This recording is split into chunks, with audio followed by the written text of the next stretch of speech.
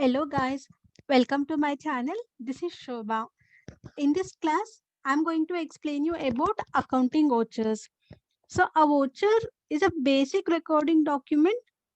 Daily business transactions are entered in Tally through vouchers. So it is a key to all business transaction. The process of entering transactions through vouchers are called as voucher entry. So you can see here I have given a one small meaning for accounting vouchers. So let me explain you that in detail.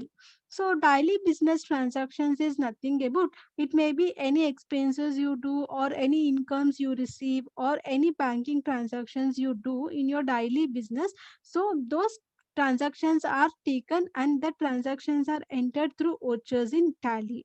So in Tally, no, you have a predefined vouchers. So the predefined vouchers are contra voucher, payment voucher, receipt voucher, journal voucher, sales voucher, purchase voucher, credit note voucher, and debit note voucher. So these are the eight major vouchers are available in Tally for posting a daily business transactions. So whatever the transactions you are writing in your books of accounts now, it's a double entry system of books of account you're maintaining, no? So those kind of entries are taken and those entries will be posted in vouchers through this predefined vouchers only. Okay. So let me explain you each and every voucher in detail. The first one is contra voucher. Shortcut key for contra voucher is F4 shortcut key, functional key F4.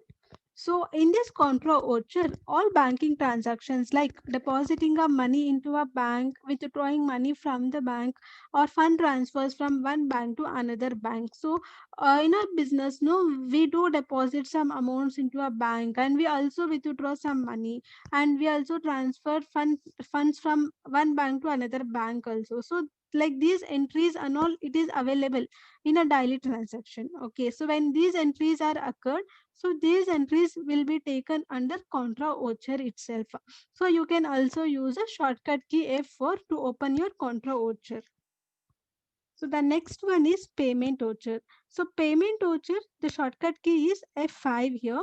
And in this payment voucher, all the transactions like direct and indirect expenses.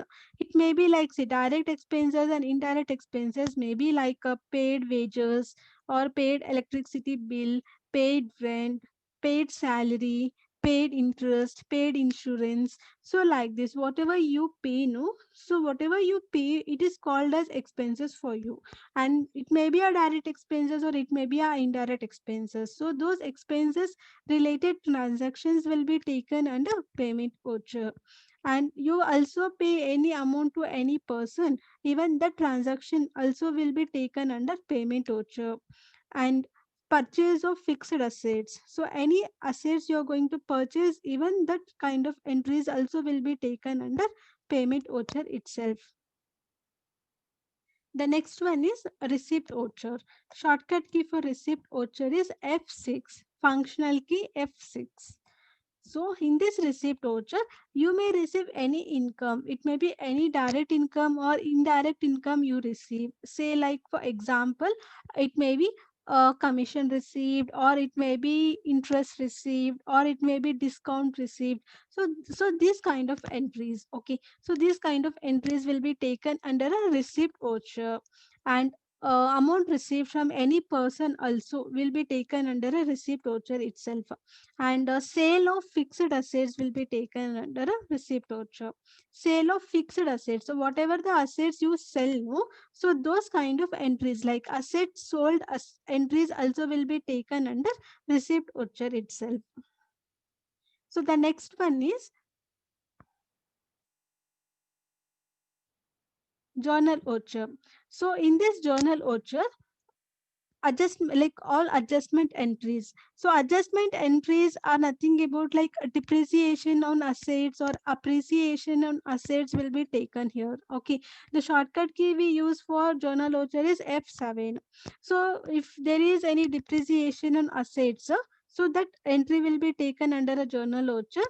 and any appreciation on asset also will be taken under journal voucher itself. And any funds that you are going to transfer from one company to another company also will be taken under journal voucher itself. So the next one is sales voucher. So the shortcut key used here is F8 functional key. And in the sales voucher, sale of goods, it may be cash sales you do or it may be credit sales you do, no, sale of goods are entered under sales voucher itself. And you have to remember here it is only the cash and credit sales will be taken. So here you are not supposed to enter the sale of fixed assets. Why? Because sale of fixed assets are already taken under a receipt voucher. Okay, so here only the bulk goods whatever you sell, no, it may be a cash or credit sales, so only the bulk goods, whatever you do, those entries will be taken under a sales voucher. Cash and credit sales apart from sale of fixed assets. The next one is purchase voucher. So in this purchase voucher, you will be taking cash purchases and credit purchases. Okay. The functional key used is F9 here, shortcut key. Purchase of goods, it may be cash and credit purchases that will be taken under a purchase voucher. And here no, you are not supposed to take again purchase of assets, fixed assets. Why? Because purchase of fixed assets are already taken under a payment voucher. It is already taken under a payment voucher, so you're not supposed to take purchase of fixed assets under purchase voucher. Okay, so the next one is credit note voucher. So when you do sales, when the sales entries are there, so some cases you also supposed to take sales returns. In some cases no, returns also may occur in the business. So sales returns or purchase return, it may be anything. Okay, so returns means generally it may occur due to if you have any damage, or if you if there is any late in delivery or any damage or anything may occur, the reasons may be anything. In some cases returns also may occur in the business when you do sales and purchases. Okay, so for sales if there is a returns, no, so we call as a sales returns, and that entries will be taken under a credit note voucher. And the shortcut key here it is used as a control F8. So next is a debit note voucher. Here the control F9 is a shortcut key that we will be using for debit note voucher. And purchase returns. So any returns in related to purchases will be taken under debit note voucher. Okay. So when you are doing a cash and credit purchases, so in some cases returns may occur even for purchases also. So in that case, no, those entries like purchase return entries will be taken under debit note voucher. So this is all about accounting vouchers in Tally. Okay, so this is most important for you to understand. So if you understand these accounting vouchers, this will be very much easy for you to post the transactions practically into a Tally.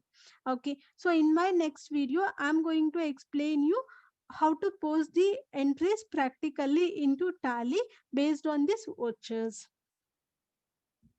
Thank you so much.